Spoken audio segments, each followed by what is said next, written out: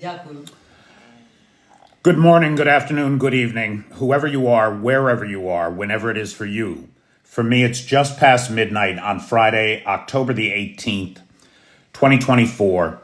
That makes this the news for Thursday, October the 17th, day 967 of Vladimir Putin's war of aggression against the people of Ukraine.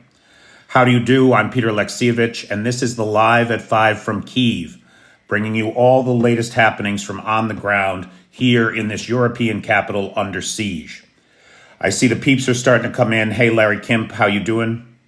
Rudolph Schmidt, hey, Steph, how you doing?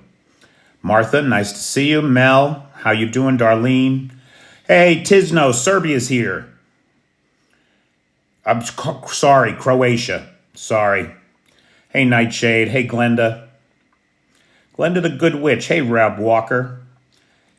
Ellen Bryce, how do you do? Hey, Red. Hey, Renee Herman. Hey, Riley. How's everybody doing tonight? There is an awful lot going on, and we have a lot to talk about. Hey, Eli. Good evening, Cheyenne. Hey, Walter Williamson. Joe Lau, good afternoon to you. I'm plugging along, Steph. How you doing? Hey, Chris Carter.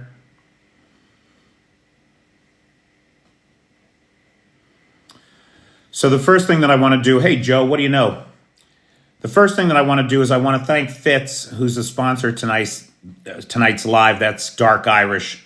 Thanks, Dark Irish. I don't know if he's here yet, but if he is, say hello to him and thank him for his ongoing support for this channel. We appreciate it. Korean troops is the top line. Korean troops, it really is. We got a lot to talk about with that. But let's start with last night's. Now, this is overnight last night. Currently, the city is under air alert, and we've got some Tu-95s and Tu-22 backfire bombers in the air. Explosions have been reported around Kyiv. Last night, we saw 56 drones of the Shahed 131, 136 class come into the territory of Ukraine. Air defense took 22 of them out. Electronic warfare took out 27. And another 2 were returned to sender, baby. Turned right around and sent back to the territory of the Russian Federation. Actually, the 2 last night might have been redirected to Belarus, which is always exciting. So that's 51 out of 56. The 5 that got through hit infrastructure on the front line. Critical frontline infrastructure was damaged or destroyed from the 5 drones that got through. In addition, there was one KH-59 launched from Kursk that managed to get through and do some damage in the north of the country. But Russia isn't just bombing Ukraine. No. Russia is a one-trick pony. The lessons they learned in Grozny, in the Chechen wars, in Georgia, and in Syria are simple. Level everything.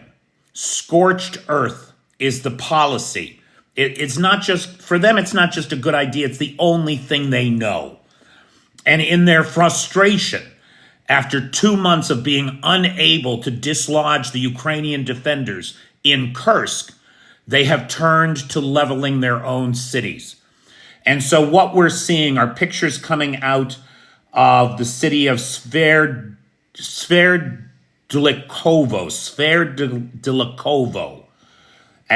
which Russia has used glide bombs to raze to the ground in an effort to dislodge the Ukrainians from Kursk. This is all that these guys know. This is all that they know. Now, I don't know who said it. Well, 2 things. We'll come to North Korea in a second, but I got 2 things before that. Crimea is under attack. There's reports of explosions in Jankoy, which is a critical distribution and logistics hub for the Russian occupiers in Crimea. But additionally, there was a missile warning on the Kerch Bridge this evening. A smoke screen was put up I don't know what a smoke screen is going to do against radar and GPS guided missiles or against underwater drones. But nevertheless, the incompetence of the Russians is such that they have to make some show of trying to do something. and a big visible smoke screen around the bridge that command can see makes everybody feel like they did something. As worthless and useless as it is in the face of radar and GPS and high-end guided missiles. It's ridiculous. We had one report that the bridge may have been attacked, but that is unconfirmed at this time. We still don't have any word on whether or not the bridge was targeted. There were explosions in the region of the Kerch Bridge, but that's a target-rich environment. There's a lot going on there. So at this juncture, we cannot say that the Kerch has been attacked. Only that some activity in that area has resulted in the closure of the bridge. That's the complete closure, right? Normally, the bridge is open one lane, one way, 3 hours at a time, and traffic alternates. To the best of my knowledge, the bridge is still closed. The bridge is still under a high security alert, and explosions have been heard in the area of the Kerch Bridge and Jankoy. Now, guys, look, last night I fucked up. I fucked up badly. Those Baba Yaga drones have a maximum weight capacity of 33 pounds. So the Ukrainians, there is no way that the Ukrainians used Baba Yaga drones to drop Dragon's Teeth on the R200 highway. That did not happen. It is, hey, Flippy. So I apologize to everybody that I got suckered by that video, but that is exactly what happened. And I have no excuses. I should have known better. I absolutely should have known better. Hey, Blue Ariel Silk, how you doing tonight? But the big story, the top line story today, and the thing that we all want to try to understand is what's going on with the North Koreans. Kim, thanks, Bertie. I appreciate it. Bobby, that's it. Check and recheck. Check and recheck. It was, I should know better. Come on.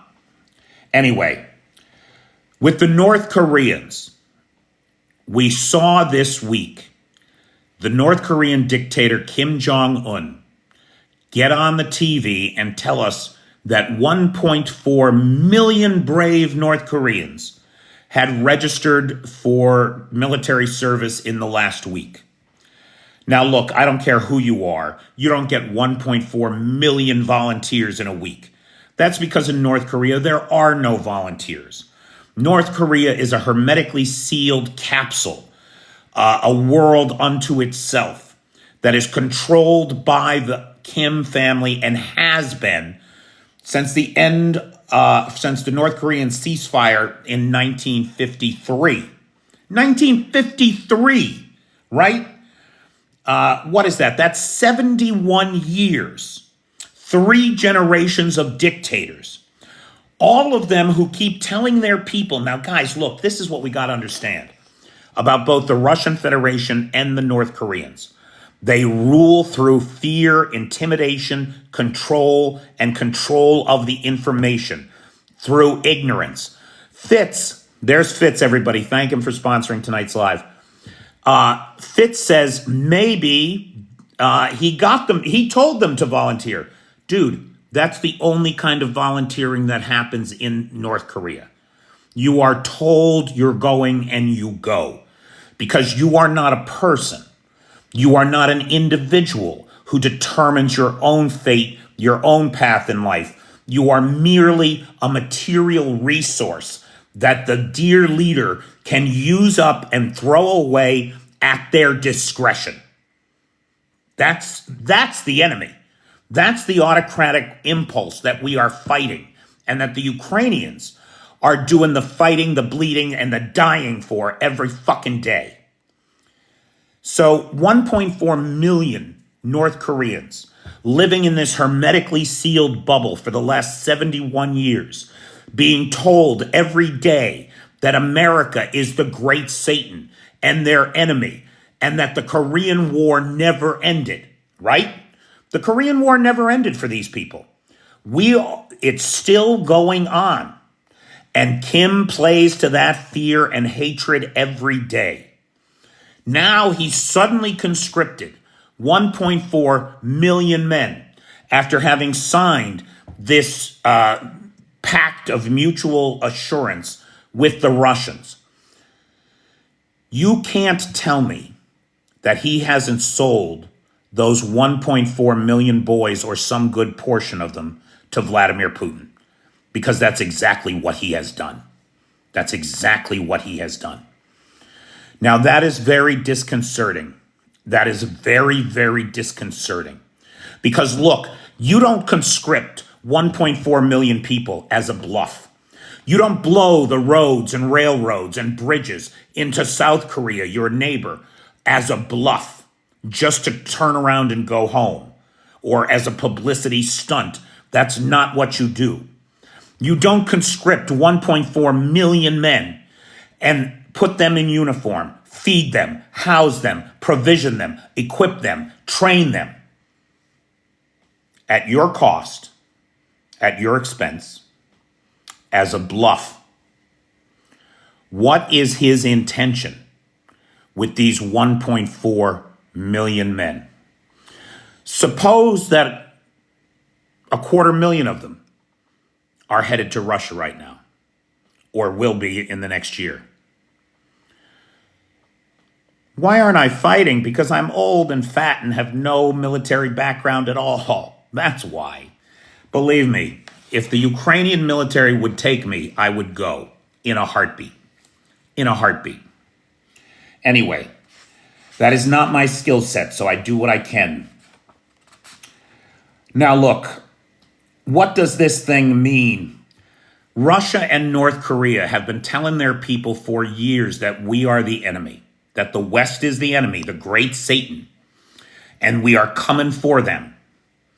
Now, of course, in the West, we never think about North Korea. We never think about Russia. We couldn't give a fuck, right? They are not important to us. But for the people in those countries, their leaders use us as the scapegoats. Thanks, Anthony. Keep those standards low, pal. I count on you for that. Hey, Jacob Grady, how you doing?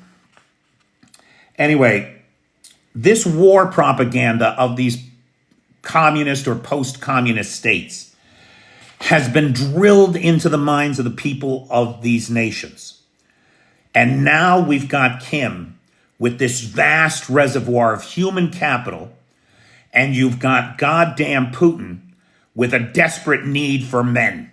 A desperate need because his policies, his insanity, is driving the Russian society over the cliff of societal suicide.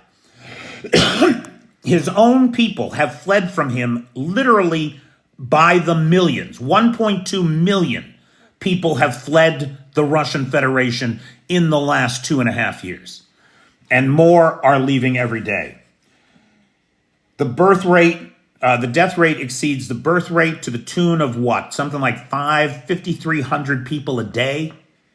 The Russian population loses one person every 41 seconds. That's because nobody can live there. Nobody wants to live there. It's a fucking nightmare. What is he going to do with those 1.4 million people? We don't know. According to lb.ua, which is a great website, guys, and they've got an English page, lb.ua. A lot of the things we talk about on here come from there. And reports that as of September, 10,000 Democratic People's Republic of Korea troops were in the far east of Russia. Now, remember last night I said back in June, we were talking about those air bases out in the far east of Russia that were getting new barracks built, that they were expanding those barracks. Sorry, it's LB as in boy, .ua, should know. LB as in boy, .ua, should know.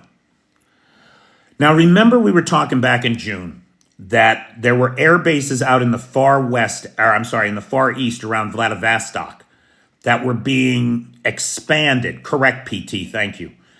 that were being expanded, that new barracks were being built, that new training facilities were being built. And it appears now LB.UA is confirming that that's where these 10,000 North Korean troops are in fact quartered and are being trained, with the intention, one presumes, of sending them to the Ukrainian front line. Now, the word, according to the Western official that LB.UA spoke with, those 10,000 troops are headed to Kursk. It is now, of course, we saw last night the reports coming out of Kursk that the Russians were hunting 18 North Korean troops that had gone AWOL just 7 kilometers from the Ukrainian border. Now, I'm not aware that the I Want to Live webpage is available in Korean. It may be. But my fondest hope and wish is that those guys are in touch, assuming that they exist, that those guys are in touch with the Ukrainians, and we're going to see some interviews with North Korean POWs in the near term. You guys know, I don't think that the Ukrainians would have told us about it if they didn't already have them in custody. That's my opinion. We don't even know if it's true, right? Fog of war. Could be a psyop, could be propaganda. But I think the sources on this are pretty compelling. Pretty compelling. We just don't know what the future looks like. But if Putin were in a situation where he could buy 250,000 North Korean troops from Kim, what would that do to this war? What would that do to this war? 250,000. Look, you can say what you want about the North Koreans. You can talk about the chronic malnutrition and protein deficiency of their childhoods. You can talk about the fact that the average North Korean soldier is 7 centimeters shorter than his South Korean brother because of that chronic malnutrition. You can talk about the poor training. You can talk about the poor weapons. But the reality is that quantity has a quality all its own. 250,000 men with machine guns is 250,000 men with machine guns. And that's what we don't want to see unleashed here, are the uniformed soldiery of another country coming into this thing and blasting their way through Mykolaiv, through Odessa, to Transnistria, and spilling into Moldova. Because you goddamn know that that is the path that Putin intended to charter in the first place. And it is only the resilience, the strength, and the independent functioning of the Ukrainian military that has held them at bay. Supported, of course, by our munitions. Bob says, look, do you think NATO needs to get involved? That is a question that does not have an easy answer. Let's be honest. Nobody wants to see Ukraine lose. But there are just too many fucking people in the West who don't really care if Ukraine wins. And that's an important distinction to make. And when it comes to actually putting boots on the ground, the political will does not exist for NATO to get involved. Let's be honest. If the political will existed for NATO to put boots on the ground here, they'd fucking be here and this would be over. It does not exist, that political will. Now, it is my opinion that in some places, that political infrastructure has been so undermined by the Russian termites. They have been eating away at the foundations of our democratic institutions in the West for so long that our own institutions have been weakened and made impotent because of it. And then you look at Orban and Fico. We got two guys who are in both the EU and in NATO who are actively working against us. Trump would be a third if he were still in power. Thank God he is not. And by the grace of God, he will not be there again, because he is bought, sold, and paid for by the Kremlin gremlins. Make no mistake, just like Orban and Fico. Now, Orban seems to be concerned that he might lose his top spot as lapdog and kleptocrat to the Kremlin. And so he is saying that the victory plan scares him. These are his exact words. Orban says that the plan for victory scares him, and he is pushing for negotiations again. Today, he urged Macron and Scholz to begin talks with Russia. Now, this is right on the heels of Ursula von der Leyen saying yesterday that in no European language does capitulation mean peace. In no European language does surrender or capitulation mean peace. It doesn't. It doesn't. Orban recently said that if Russia invaded Hungary, Hungary would not resist. Now, this is a guy, has he forgotten 1957 when the tanks rolled into Budapest? What kind of a person takes a break from selling out his own people to a dictator like Putin to call a press conference calling for the capitulation of his neighbor and sovereign state? It's obscene. Now, Fico is just as bad, and he is the second EU head of state that is planning to visit Moscow and shake the hand of Satan himself. Robert Fico plans a trip to Moscow following Putin's other puppet, Viktor Orban, to beg for treats at the foot of his Kremlin masters.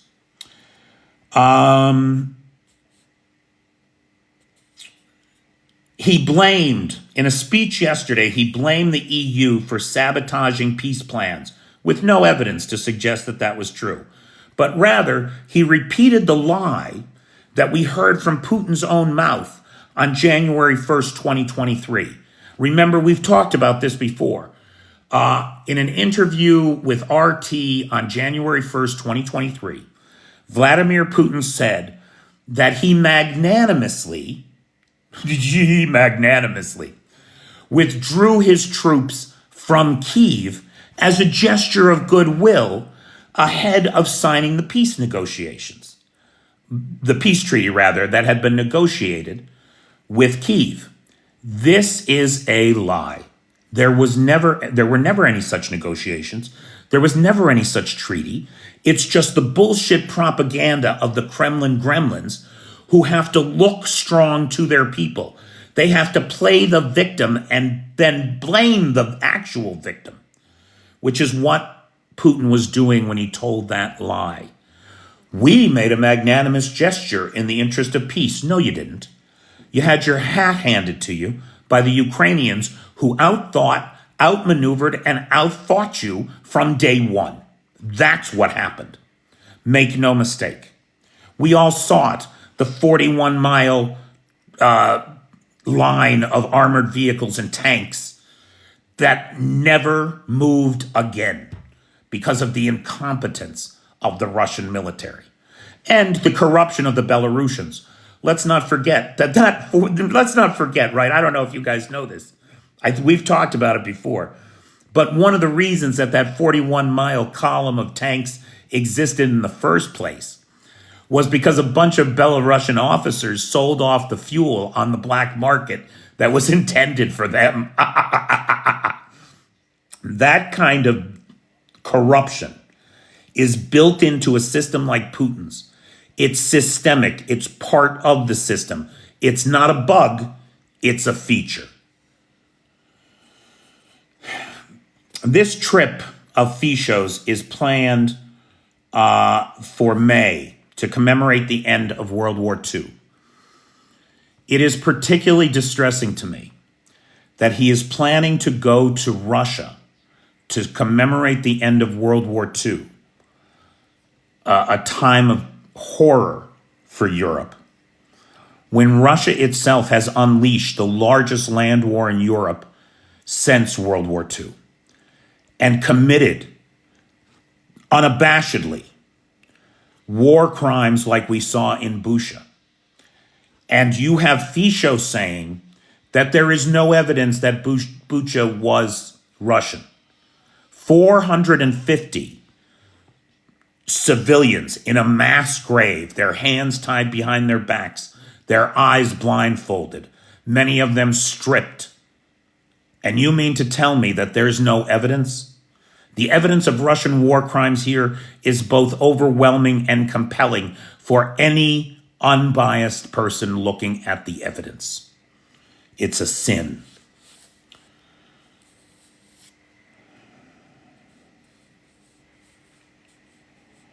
Now, Zelensky, for his part, was in Brussels today. He did a joint press conference with Mark Rutte.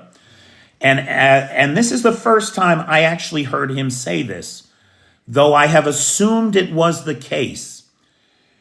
CIA much. Harry, I would give anything to be a CIA employee. I could really use the dental program, let me tell you. Those guys got a great dental program, and I could really use it. So CIA, if you're listening, and when aren't they, Harry, huh? Maybe send somebody my way, huh? I need a bridge. It's not a joke, I really do. Anyway, Zelensky is in Brussels for a special European Council meeting to present his 5-point peace plan. And in a joint interview today with Mark Rutte, the new Secretary General of NATO, he said the words, "We are not interested in obtaining nukes, but rather in hosting a conventional deterrence package in Ukraine."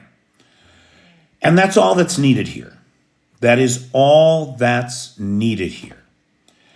As we have often said, people often complain that if Ukraine had just kept its nukes in the first place, they wouldn't be in this situation. I say bullshit. If Ukraine had kept its nukes, Russia would never have let them go. They would be just like Belarus today. They would be a vassal state to the Russian Federation, indistinguishable from the mafiosos in the Kremlin. That's my opinion. There's an alternate timeline somewhere where that's the case. Trudeau claims that Canadian intelligence has presented evidence of Russian interference in the upcoming Canadian elections. Just like everywhere else, just like in Germany, just like in France, just like in Belgium, just like in the United States, make no mistake. Russian social media disinformation, misinformation, and malinformation is everywhere. Now, in Canada, the information from the intelligence services is a little bit different because it claims the collusion of Conservative Party members with these foreign adversaries. For their part, the Conservative opposition leaders scoffed at the comments, but all refused to apply for the security credentials that would let them read the classified report, preferring instead to mock the report without having read it. Who does that sound like? That sound like anybody you know? Right? Little orange Jesus, maybe? Turning to the front line, let's do a quick frontline update here, starting in the north in Kursk. It does appear that from the initial gains of about 1,200 square kilometers, the Ukrainians have given back about 400 square kilometers. So about 40% of the ground taken. So there are pitched battles ongoing in Kursk. Again, the maximum weight that a Baba Yaga drone can carry is 33 pounds. What is that? Like roughly 16 kilos? About 16 kilos? Something like that. So the video, you'll notice that the video that I published yesterday of the Baba Yagas carrying dragon's teeth around, those have all been taken down. And I apologize for my naivety and failure to check sources on that. What it appears happened was that, in fact, a Russian commander put those dragon's teeth out there and didn't notify anybody. The Ukrainians saw them and took advantage of that fact by chasing military vehicles with drones, getting them up to speed so that they crashed into these barriers that they didn't know were there. It appears that that's the way that the Ukrainians exploited the situation on the ground. What the Baba Yaga drones are in fact doing in Kursk, they're being used to mine the Russian rear. And so they're dropping land personnel and tank mines back behind the Russians. Near Cherkasskaya, cluster munitions destroyed 4 armored vehicles as they retreated following a failed attack. This is Russian armored vehicles that attacked Ukrainian positions southeast of Sudza and were repelled and then destroyed as they retreated under fire. Another fatal attack near Olnik in the east. And then the 155th Marine Brigade, or what's left of it after Volodar,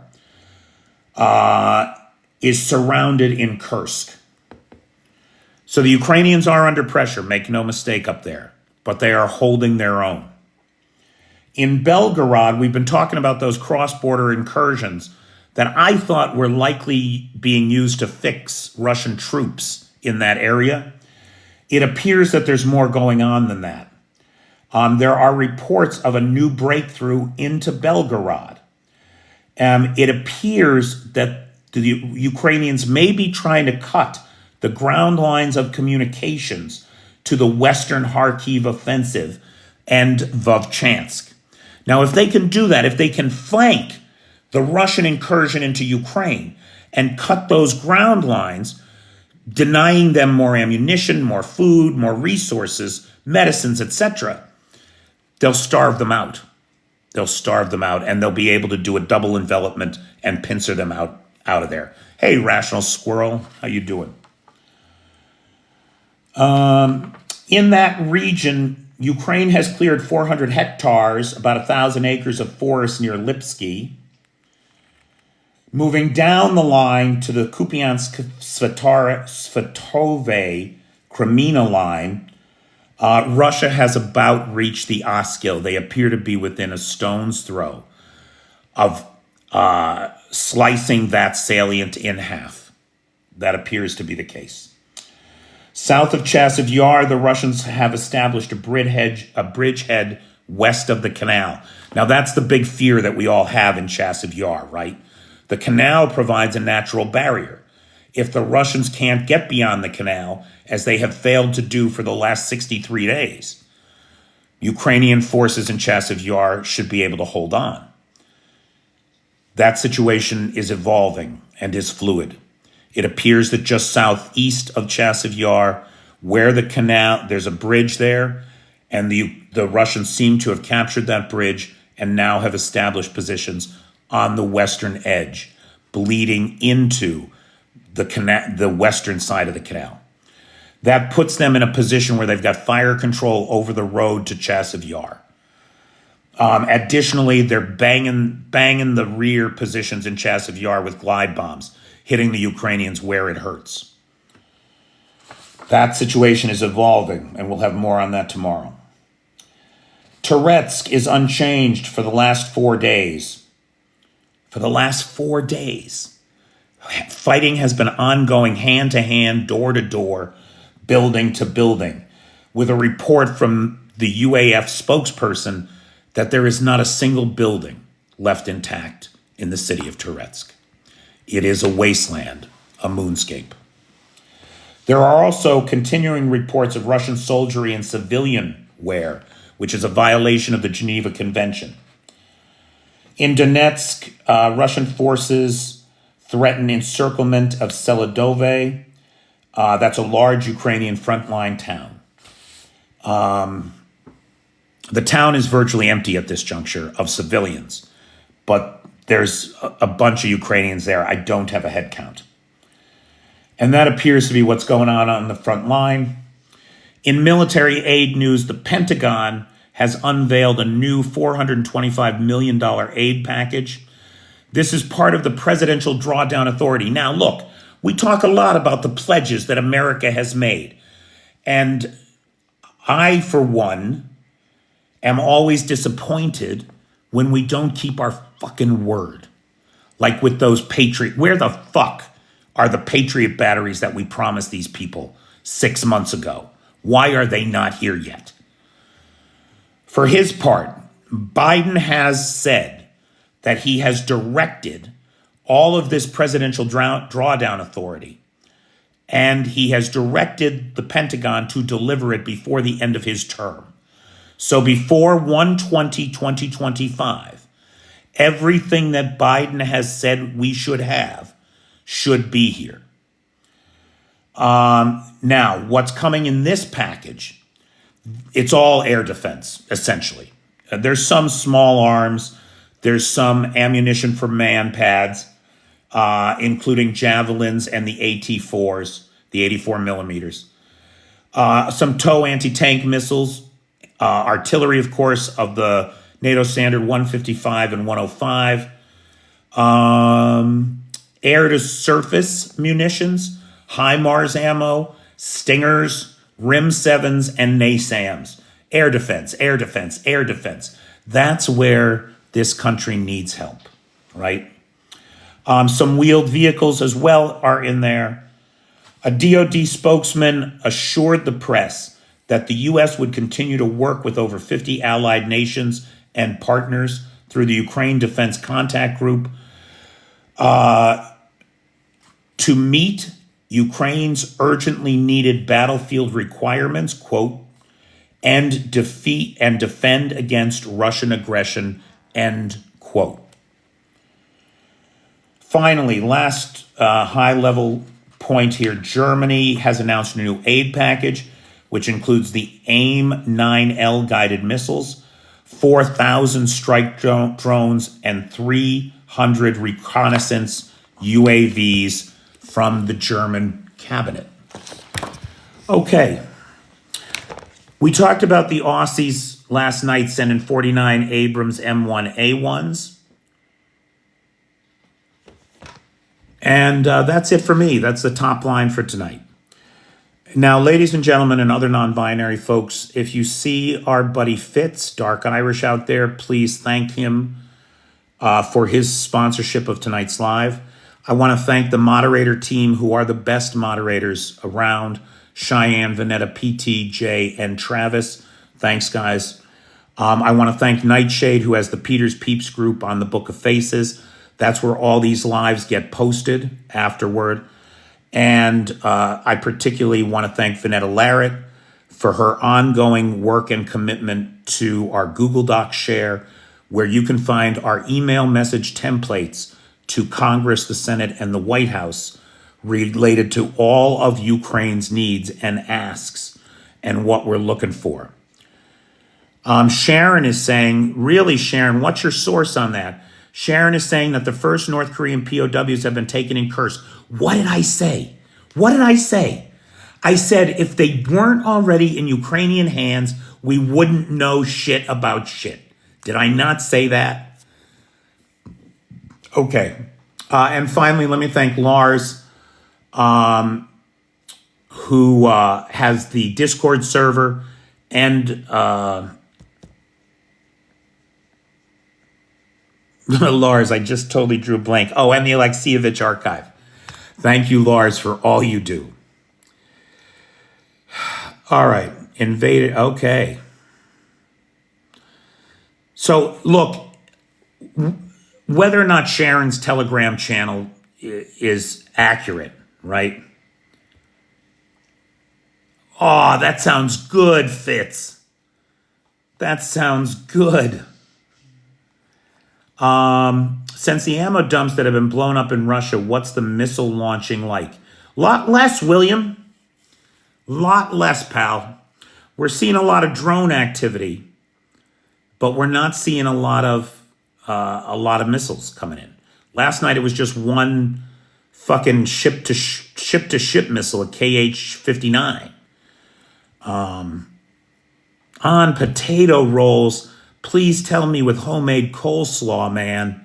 I would put homemade coleslaw and pickles on that. That's what I would do. Thanks, Valley. So let's go back to the discussion of the POWs. Now, look, if the North Koreans are here, and if the North Koreans have defected, any number of them, it is likely that we are going to see interviews with them after they've been debriefed by the Ukrainian GUR, right? And we'll get a better sense for this. This will unfold in the near term. As I mentioned last night, these various numbers that you see, 3,000, 10,000, it appears that there may be as many as 3,000 North Koreans currently in the temporarily occupied territories and the Bryansk-Kursk region, apparently mostly as artillery engineers.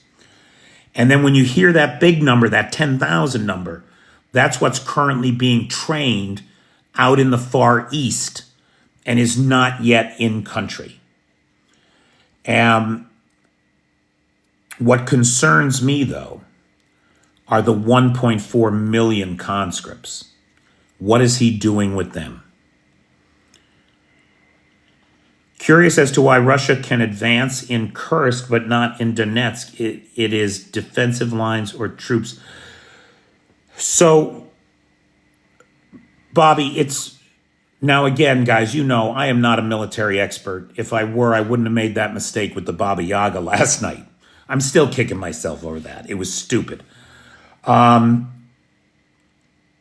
yeah, there's North Korean translators here. That's not an issue. Ukraine is a major European city. There's everything here. Everything. Look at me. I'm an American who doesn't speak a word of Ukrainian or Russian. And I have a great life because there are so many people who speak English and there is such, everything is here. So anyway, oh, by the way, I would not have that life without my Patreon supporters. So thank you, Patreon supporters.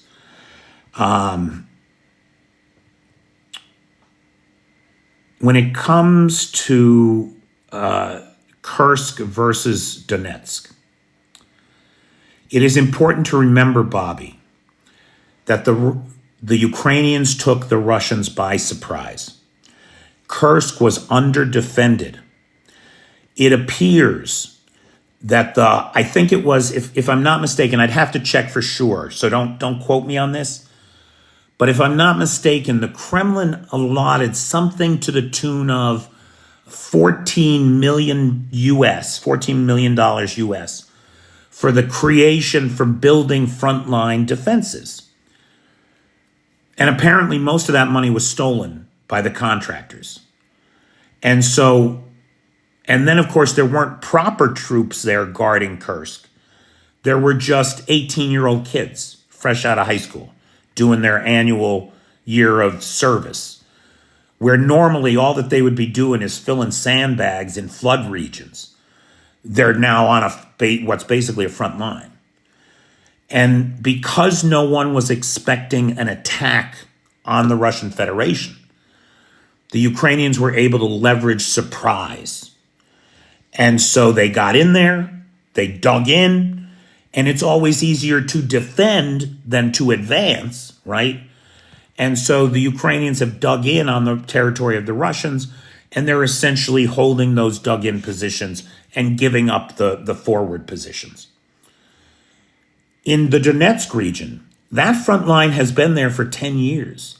Volodar, Avdiivka, Bakhmut, these were some of the best defensively built cities in the whole country. And the Ukrainians have, depended on that to hold the Russian menace at bay. But the Russians have deep pockets and lots of men, and they don't care how many of their lives they throw away. And so today the Russians are using these team tactics where two men will advance across an open field. If they live, they will attempt to find a building, a basement to hide in, and they'll wait there for a week, 2 weeks, 3 weeks, until enough of their guys get across that open field till they have a little company built up, and then they'll try to take out Ukrainian positions around them. And through that nightmare of attritional warfare, the Russians have taken 0.1% of Ukraine in the east in the last 90 days. It's a nightmare before God. That's what parasites do, Dusty. That's what parasites do, right? The tapeworm lays 10,000 eggs, and just one of them has to get picked up. 2 of them have to, that's all. And then there's going to be another 10,000 eggs. It's exactly right. Okay, so questions, comments, points of observation, or personal need. We got 14 minutes here, guys. Good question, Bobby.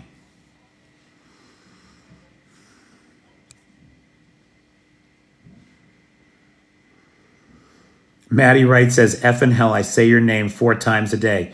Maddie, honest to God, isn't it the best handle? It really is.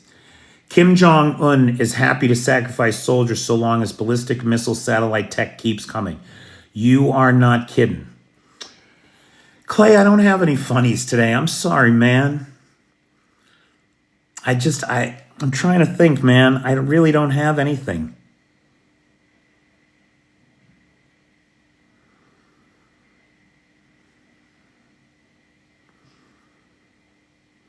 I mean, unless you count what may have been the last of the Chinese Desert Cross 3000 golf carts.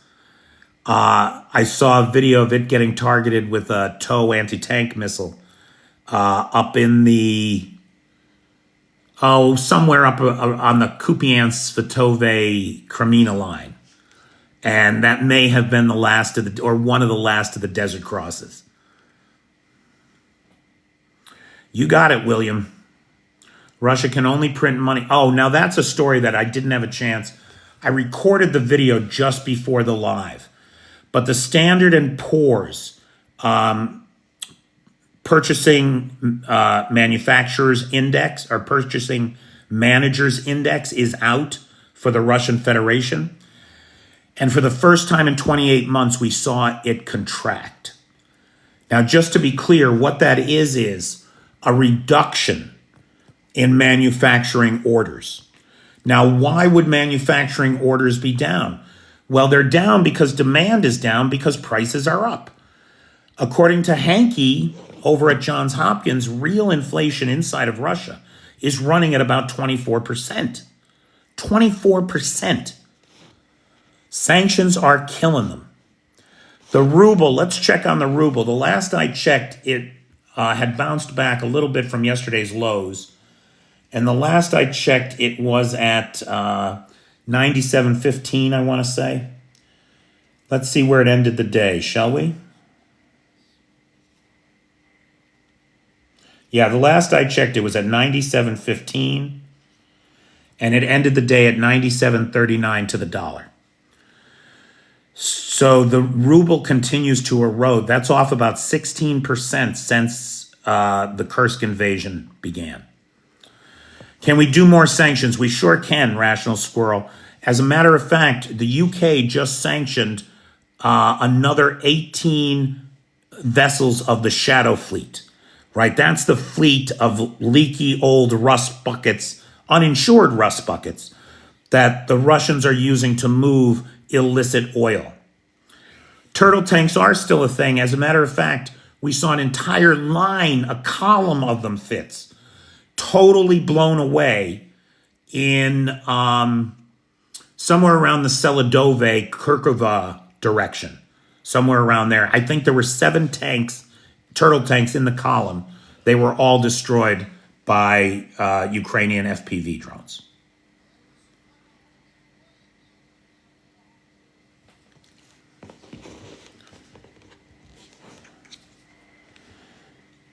You're rich in rubles? That seems unlikely. It's very hard to be rich in rubles anymore. We have to stop the dual-use products from going into Russia by the back door. You are not wrong, Walter. Kyrgyzstan and Kazakhstan, two former Soviet states, right? Together, they used to import $1.5 billion worth of goods from China every month. Today, they are importing a combined $5 billion a month. Where do you think all that product's going? Now, of course, the good news is that everybody in Kyrgyzstan and Kazakhstan are making a fortune raking the Russians over the coals for this illicit stuff. But it's not good enough, I agree. Can F-16s fight troops on the ground? F-16s provide, as I understand it, air cover for close ground support. However, to do that, you need to establish air superiority. The destruction of the Nebo-M radar somewhere in the east last week goes a long way towards opening a safe corridor for the F-16s to traverse, but it is not everything. Stop using Starlink. Why wouldn't all your data go to the Russians?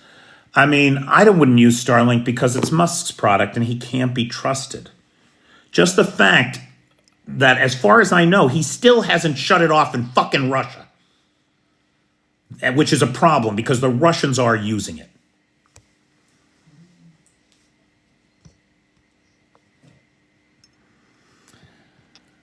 All right, kids. Listen, it's just about 8 minutes to the top of the hour.